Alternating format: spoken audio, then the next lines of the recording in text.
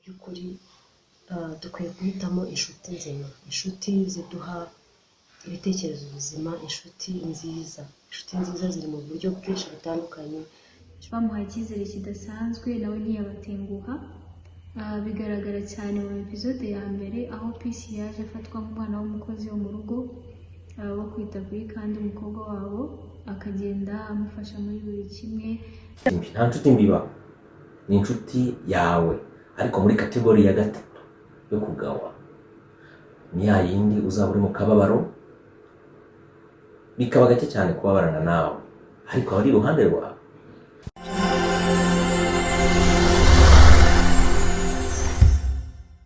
Muraho neza, hano ni kuri Double Shining Star. Njyewe ni Kayitesi Ange nk'uko mumaze kubimenyera. Uyu munsi nanone tugiye kumva inama ndetse n'ibitekerezo biturutse hirya no hino mu bantu batandukanye nk'uko tumaze kubimenyera. Reka mwibutse wowe utarakora subscribe, manuka gato ukande handitse subscribe ubundi twikomereze. Nitwa Uwera Sara Sani, nkaba ndi umumama.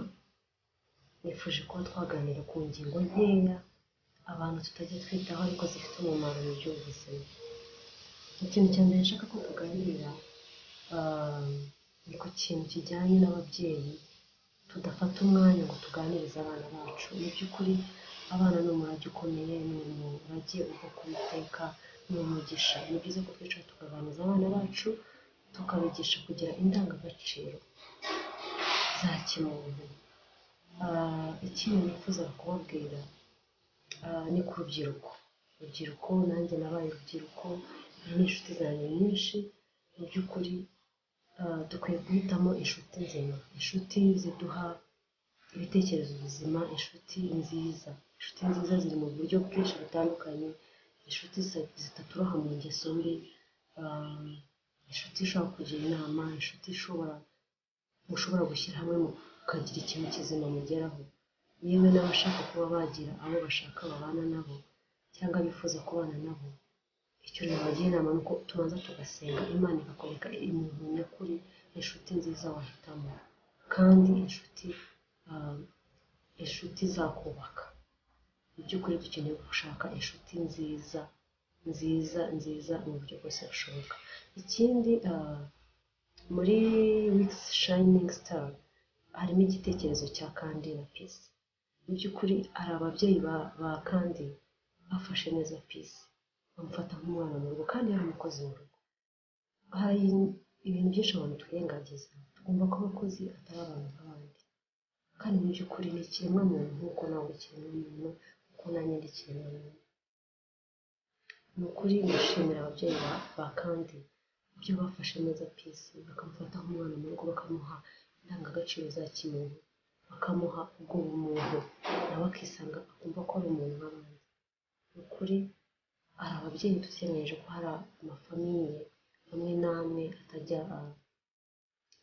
duha agaciro abantu badufasha imirimo yo mu rugo, ariko ni byiza ko tubaha agaciro, ukabafata nk'umuntu, ukamufata neza nk'uko nawe wumva uko wumva wakwifata, nawe ukamufata neza. Erega nawe azumva ko ari umuntu, atazumva ko ari ikindi kintu cy'ikiremwa atameze nk'abandi. Ni ukuri tugerageze duha agaciro ikiremwamuntu, cyane cyane abo twita abakozi bo mu rugo. Ni abantu badufatiye runini, ni abantu badufasha ibintu byinshi. Ni byiza ko tubaha urukundo ko dushoboye. Rero ndabashishikariza gukurikira ibitekerezo cyangwa se story zica kuri Weeks Shining Star. Izi story zivuga ku buzima bwose butandukanye kandi butwubaka kandi bw'ingirakamaro. Ni ukuri ukore subscribe kugira ngo ujye ukomeza gukurikirana ibiganiro uko bikurikirana. Murakoze, Imana ibarinde. Ndabasuje mwese. Amazina yanjye nitwa Alice Giramata, mbereye mu gihugu cy'Ubushinwa, ndi umunyarwandakazi. Nkunda gukurikirana inkuru zijya zica kuri Weeks Shining Star, cyane cyane yitwa Urukundo ntirugira umupaka. Njyewe nakozwe cyane n'ukuntu harimo ababyeyi bafite umutima, navuga umutima mwiza, umutima w'urukundo. Ni ababyeyi, mama kandi na papa kandi bitaye ku mukozi witwa Peace, bamuhaye icyizere kidasanzwe nawe ntiyabatenguha. Bigaragara cyane mu episode ya mbere aho Peace yaje afatwa nk'umwana w'umukozi wo mu rugo wo kwita kuri kandi umukobwa wabo akagenda amufasha muri buri kimwe nk'uko yagombaga kumurera. Ahantu rero hagaragaramo icyizere kidasanzwe ni aho papa kandi yakoze impanuka bakamujyana mu bitaro muri Leta Zunze Ubumwe za Amerika kwivuza, byafashe igihe kirekire. Ahari se mama kandi yari buze kubona inshuti cyangwa se abantu muri famiye bita ku mukobwa wabo kandi mu gihe yagiye kuvuza umugabo we, ariko yabonye yuko Peace ariwe wamusigarira ku mwana ndetse akamujyana ku ishuri akamukorera buri kimwe cyose. Icyo cyizere rero ni icyizere kidasanzwe.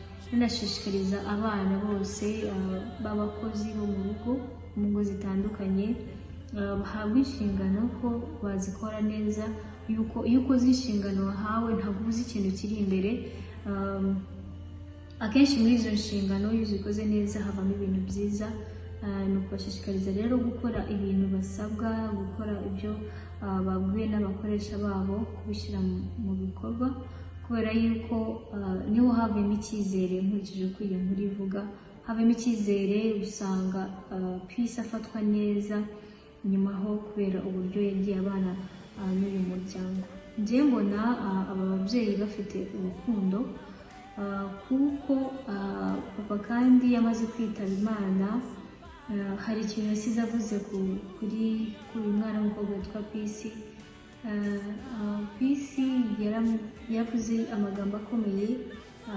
Aya magambo akomeye yabwiwe na mama kandi, ariko byasaga nk'aho ari ijwi riciye muri mama kandi, nk'ibintu byasizwe na papa kandi, kuko baramubwiye ngo abe umwana mu rugo akomeza amashuri yarashyikirije. Ikindi kandi icyo kandi azajya akora nacyo nawe ajya aba ari icyo akora, ndetse ntazongere kubaho ubuzima bwo gukora, ahubwo atangirwa gufatwa nk'umwana w'urugo. Rero ibyo ni ibintu byiza cyane. Mbona yuko abana bo mu rugo, nk'umwana wo mu rugo akenshi aba yishimye, uba wisanzuye, uba wumva ari mu rugo niba urumva ari iwanyu. Rero ku mukozi wo mu rugo, wari umukozi wo mu rugo nka Peace, kumubwira ngo ahindutse umwana wo mu rugo, cyane ko urugo rwari rukize cyane, ni ikintu cyiza cyane. Ngira ngo yishimiye mu buzima bwe. Turabizi yuko abana b'abakozi bahura n'ibibazo bitandukanye, akenshi ntibajya bavuga amarangamutima yabo kandi baba bafite ibibazo bahura nabyo mu buzima butandukanye. Ariko Peace ubona yuko iyi nkuru yamubereye nk'inkuru y'impamo, inkuru yahinduye ubuzima bwe. Ubona ko ariho batangiye kumufata nk'umwana wo mu rugo, ndetse agirwa icyizere kidasanzwe kurushaho. Rero ahantu ngiye handyoheye cyane ni ukuntu bamushingiye nk'umwana wo mu rugo. Ngira ngo bamufashe nk'imfura. Rero ni ikintu cyiza nashaka gushishikariza na buri muntu wese w'umubyeyi mu buzima busanzwe, kwita ku bana babasanga ari abakozi mukoresha, mukabitaho kuko ni byiza, kuko ntabwo uba uzi icyo ejo hahatse. Ushobora kumukoresha neza, ejo akazaba ari ugufasha mu bihe bigoye, mu bihe bikomeye. Ni ugushishikariza ababyeyi mu muryango nyarwanda muri rusange ko gufata umwana wese nk'uwawe ari ikintu cyiza cyane buri muntu wese yakwifuza gukora. Iyo ubona ubuzima bw'undi buhinduka, ni ibintu biryoha cyane. Ikindi rero, urukundo rwabo rwankozeho kubera yuko ngira ngo ni intambwe ikomeye igaragara muri iyi nkuru. Nk'uko bavuga ngo iyi nkuru yitwa ngo urukundo ntirugira umupaka, ni koko urukundo ntabwo rugira umupaka. Aba babyeyi ntibasanzwe, baratangaje. Rero ndashimira abantu bategura iyi nkuru, ndetse nanashishikariza buri muntu wese gukurikira iyi nkuru, kubera ko byose irimo n'urukundo ruryoshye cyane bw'abandi barimo.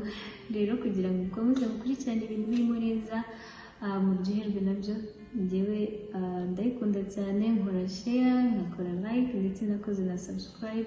Ubwo rero nanjye namwe nibyo mbashishikariza kugira ngo mubikore. Murakoze. Hello, nitwa Jean Bosco Harerimana, nzwi ku izina rya Joha Boss, nkaba ndi umuririmbyi. Aka kanya ndagushimira wowe unkurikiye ku kiganiro cyiza nshaka ko tugirana, kiboneka mu nkuru nziza ishimishije ya The Week's Shining Star. Habamo inkuru nziza cyane ijyanye n'urukundo n'uburyo ki inshuti z'abantu zibaho, ndetse nawe ubwawe ubereye inshuti abandi. Aha rero muri iki kiganiro ni channel ya The Week's Shining Star. Nk'abantu bayikurikira nakangurira no gukomeza kuyikurikira, muzabonamo inyigisho nyinshi zitandukanye zijyanye cyane cyane ku nshuti, aho tubonamo Kent aho agiye agira inshuti zitandukanye nyinshi, ariko muri izo nyinshi harimo inshuti ziri mu bwoko butandukanye. Naboneraho natwe gutanga isomo ryiza cyane ku bijyanye n'inshuti zacu. Inshuti duhitamo, ese abaduhitamo nk'inshuti tumeze dute? Icyo nshaka kukubwira rero ni uko mu buzima umuntu agira ubwoko bw'inshuti butatu, hakazamukamo indi imwe ya nyuma ya kane. Iya mbere ni inshuti nziza ushobora gushyira mu muryango w'inshuti zawe nziza koko, wita inshuti nyanshuti. Iya kabiri, inshuti iringaniye, hamwe ushobora kuyikeneraho ibyiza ukabibona, ejo wakenera ibibi uri mu gahinda, waba uri mu bigahinda, ya nshuti nziza nayo iringaniye ugasanga yo ntabwo ibanye nawe. Ugasanga niba ubabaye, inshuti iringaniye iraje ibabaranye nawe, nyuma akanya gatoya ikagenda. Abo bose ni mu nshuti. Iya gatatu, inshuti yo kugawa. Ndavuga inshuti yo kugawa kuko benshi bamwe bavuga ngo ni inshuti mbi. Nta nshuti mbi ibaho, ni inshuti yawe, ariko muri kategori ya gatatu yo kugawa. Ni ya yindi uzaba uri mu kababaro, bikaba gake cyane kubabarana nawe, ariko ari iruhande rwawe. Ni ya yindi uzaba wishimye akishimana nawe, ubundi agahita ababara, ntibikuyeho ko ari inshuti yawe. Iyo ni iya gatatu. Biraho rero muri izi eshatu havamo indi imwe yonyine, ariyo bita umukunzi. Muri za nshuti zawe nziza nyanshuti niho ukuramo umukunzi. Tugaruke cyane ku nkuru rero iboneka muri The Week's Shining Star, aho Kent yagize inshuti twavuga ngo inziza. Harimo Higiro, harimo Nina, harimo na Shema. Kubakurikiranye neza, Shema abihagazemo neza. Ikindi, ku nshuti twavuze ya kategori ya gatatu, uwo bita Jolie. Ni ya nshuti ya Kent, ariko nanone utabonamo urukundo nyarukundo nk'uko abandi bameze. Icyo twigiramo rero, twebwe nkatwe abaduhitamo ngo tubabere inshuti, ese twebwe abo duhitamo ngo batubere inshuti, aho kumenya gushyira izo nshuti zacu muri izo nzego eshatu, ariko tukabanamo neza.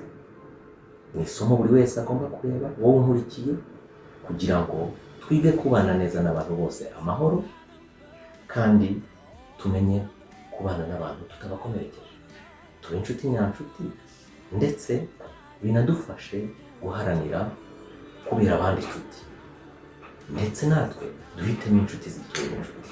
Ibyo ni byo musabira wowe unkurikiye aka kanya, kandi nagukangurira gukomeza gukurikirana ibizajya bikurikiraho mu zindi episode zizajya zikurikira muri The Week's Shining Star.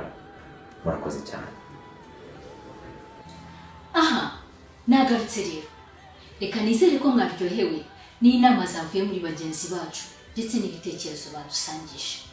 Reka nizere ko wowe wakurikiye ino video hari ikintu kigiye guhinduka mu buryo wabusanzwe ubaho.